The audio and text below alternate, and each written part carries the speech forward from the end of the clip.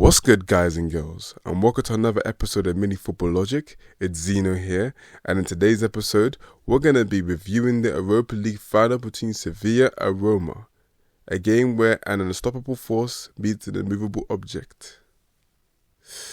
Mourinho, who's never lost a final in European football, faces a Roma team that have won this tournament 6 times, 2 times more than anybody else. So something had to give. And to be honest, people that know ball and knew what to expect from these two sides individually would have known the game would end up how it ended up. It was a very cagey, tight game, lacked moments of real quality and a lot of theatrics. A lot of doing whatever it takes to win sort of mentality, to the point where they were cheating and trying to find an edge wherever they can through, over exaggerating their reaction to fouls, trying to, niggle at players, trying to, win penalties even though they weren't really penalties, all of this kind of stuff. And, a lot of, what would you call it? Reactive football. A lot of defensive football. And, it was a game where defenders won out. In the first half, Roma had most of the play, and they scored the first goal via Dybala. Mancini collected the ball just in front of the halfway line after Sevilla lost possession, and he made a cutting through ball to Dybala, and he did well to take the ball into his stride and hit it across Bono. It was a great finish, really good finish, and you could say that Roma were good value for the lead. But as the first half finished and ended, Sevilla started to gain control.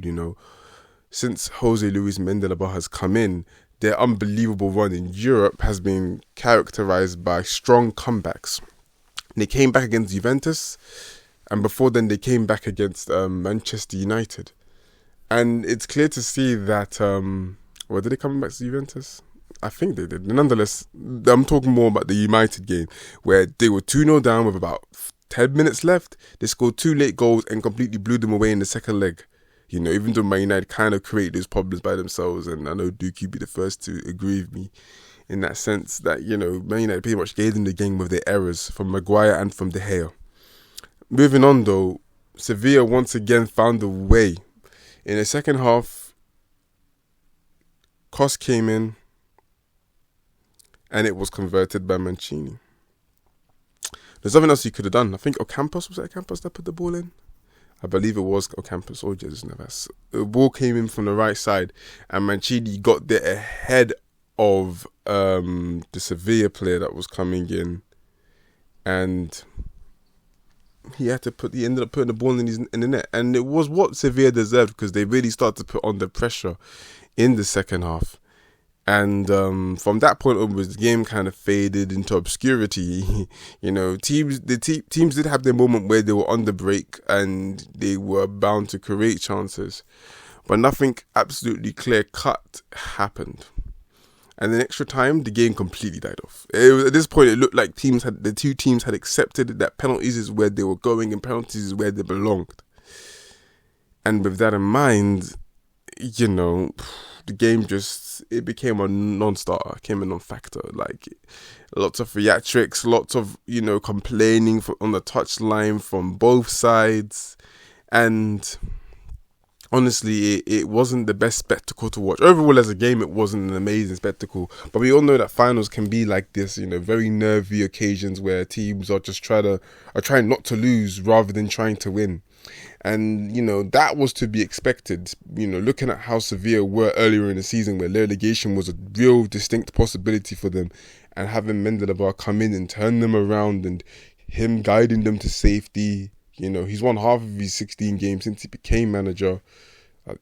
It's, one of those situations there where it's like Sevilla once again found a way in the Europa League, found themselves into the final. Roma have been little bit better this season. Mourinho continues to maximize his resources at Roma, winning the Conference League and hoping to win the second consecutive European trophy with Roma in the final. And, seeing these two teams play the way they do is not a surprise. This is how Mourinho has gotten Roma this far and how he's maximized them by making them very, very, very difficult to beat.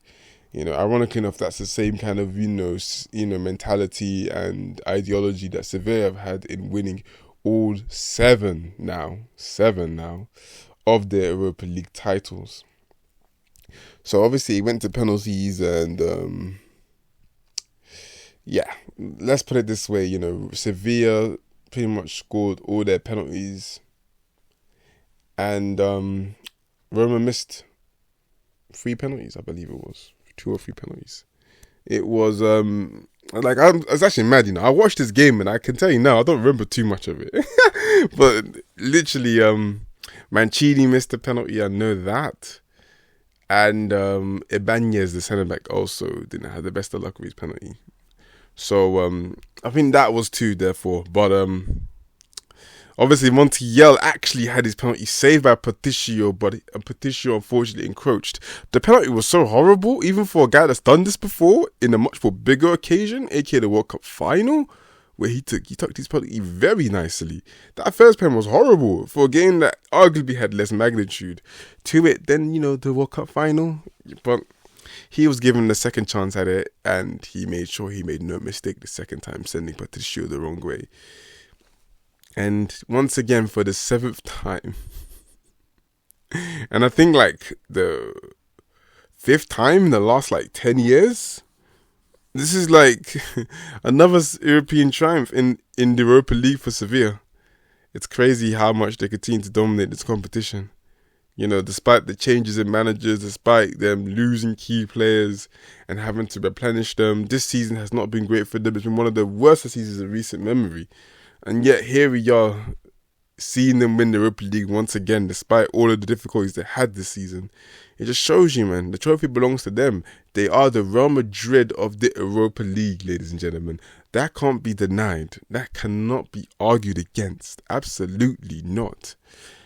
Of course, the game wasn't glamorous in the end, but at the end of the day, Sevilla got it done, So you just got to give them credit for that. And now they got a place in the Champions League next season, despite how bad they were in the league compared to their expectations and standards. So there's something there. Roma obviously missed their chance to be in that competition. And I think they got Europa League football again next season. So let's see if they can pick themselves up and go again, even though rumours are starting to circulate that Mourinho might not be there next season to lead them and to manage them. We'll have to just wait and see what happens. But all in all, I think I'm going to end it here. Obviously, expect the Europa Conference League final reaction. Of course, West Ham are in it, so we got to see what they're saying. And of course, Champions League final, you don't have to worry about that. I got you for that in it. There might be a couple more videos in between those. Of course, they're not that close together, those matches.